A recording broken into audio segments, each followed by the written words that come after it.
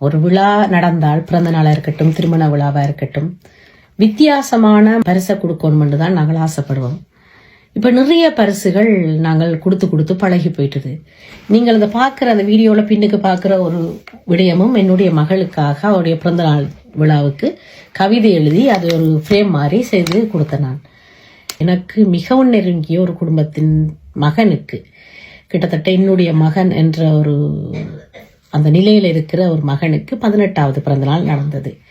வீட்டில் ஒரு சின்ன விழாவைத்தான் அவர்கள் கொண்டாடினவர்.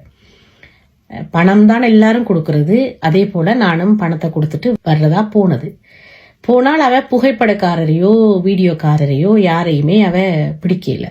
சின்னதா 3 குடும்பம் 4 குடும்பத்தோட வீட்டுல வச்சு கேக் வெட்டினது. அவர் ஒரு நடிகர் விஜய்னா பெரிய ரசிகன் வேற. அப்ப அதற்காக அவருடைய அக்கா விஜய் படங்கள் போட்ட கேக்கை தயார் பண்ணி அதை மட்டும் ஆர்டர் பண்ணி எடுத்தது. அதான் அவருக்கான ஸ்பெஷல் பரிசாக இருந்தது.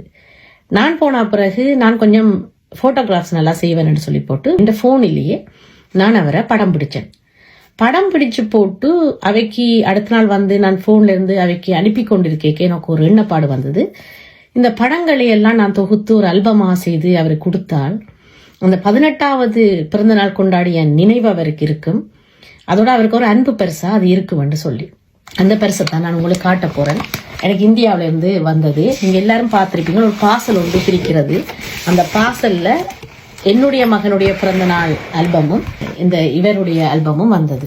ஆல்பத்தை என்னுடைய நண்பர் நவீன் என்றவர் தான் இந்தியாவில இருந்து தமிழ்நாட்டிலிருந்து செய்து அனுப்பினவர். அவர் இந்த எடிட்டிங் வேலைகள் வீடியோகிராஃப்ஸ் எல்லாம் செய்கிறவர். வெளிநாட்டில் இருக்கிற ஆட்களுக்கும் அவர் செய்து கொடுக்கிறவர். அவர்கிட்ட சொன்னேன், இந்த முகப்பு பக்கத்துல அவர் விஜயின் ரசிகன், அப்ப விஜயின் ரசிகன் என்றதால விஜய் சார்ந்த விடயத்தை ஏதாவது போடுங்கோ என்று சொல்லி சொன்னான். அதே போல இதுல விஜயன் ஆல்பத்தின் முகப்பு முன் இதுல விஜயின் படத்தை போட்டு மாஸ்டர் என்று சொல்லி போட்டிருக்கிறார். இது நான் எடுத்த புகைப்படம். அந்த படத்தை போட்டு செய்திருக்கிறேன். பின்பக்கத்துல இளைய தளபதி, அவர் விஜய் ரசிகர் என்றால இளைய தளபதியும் அவர் இளைய தளபதி என்று போட்டு பிறந்த நாள்காரன் பேரையும் தந்தையாருடைய பேரையும் போட்டு ஹாப்பி பர்த்டே என்று போட்டிருக்கேன்.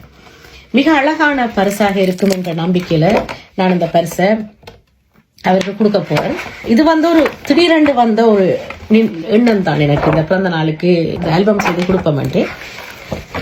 உங்களுடைய கருத்து என்னன்னு சொல்லுங்க. எனக்கு இந்த ஆல்பம் அவருக்கு ஒரு நல்ல பரிசா இருக்குமா? இப்படியான விடயங்கள் செய்யறது அழகா, அல்ல இதை விட வேற சிறந்த வழியில பரிசுகளை கொடுக்கறது எப்படி? என்னென்ன பரிசுகளை கொடுக்கலாம்? ஒரு விழான்னு சொன்னா ஆண் பெண் என்ற 2 பால் அல்ல 3 பால் அப்படியானவர்களுக்கு ஒரே மாதிரியான பரிசுகளை கொடுக்க முடியாது. முதலாவது பிரச்சனை. 2வது பிரச்சனை பணம் தான் நல்லது. ஏன்னு சொன்னால் அவர்களுக்கு என்ன தேவையோ அதை அவர்கள் வாங்கிக் கொள்வார்கள். 3வது 4வது பிரச்சனை பார்க்கும் பொழுது நாங்கள் ஒரு பொருளை வாங்கி கொடுக்கையோ ஒரு பொருளை செய்து கொடுக்கையோ அது அவர்களுக்கு தேவைப்படுமா, அது அவர்களுக்கு பயன்படுமா என்ற ஒரு பிரச்சனையும் இருக்குது. பெரும் ஆசையாத்தான் இந்த ஆல்பத்தை நான் செய்திருந்தேன். நான் கிட்டத்தட்ட 2 கிழமைக்கு முதல் இந்த ஆல்பம் அவர் கைக்கு கிடைச்சிருக்கணும். எனக்கு மிக தாமதமா இந்த ஆல்பம் சேர்ந்துட்டது. இந்தியாவில் நிறைய விடுமுறை நாட்கள் வந்ததால இங்க அந்த போஸ்ட் வந்து செய்யறதுக்கு கொஞ்சம் நாள் தாமதம் ஆயிட்டது. இன்றைக்கு 21ஆம் தேதி, நாளைக்கு 22ஆம் தேதி இந்த பிறந்தநாள் நடந்த இவருடைய வீட்டுல ஒரு விழா ஒன்று நடக்குது. அந்த விழாவுக்கு நாளைக்கு காலையில போறோம். இந்த பரிசை அவருடைய கையில கொடுக்க அவர் என்ன மாதிரியான ரியாக்ஷன் கொடுக்கிறாருன்றத நான் உங்களுக்கு வீடியோல செய்து போறேன். அது வரைக்கும் உங்களிடம் இந்த விடைபெறுவது உங்கள் பிரியாளவன். நன்றி, வணக்கம்.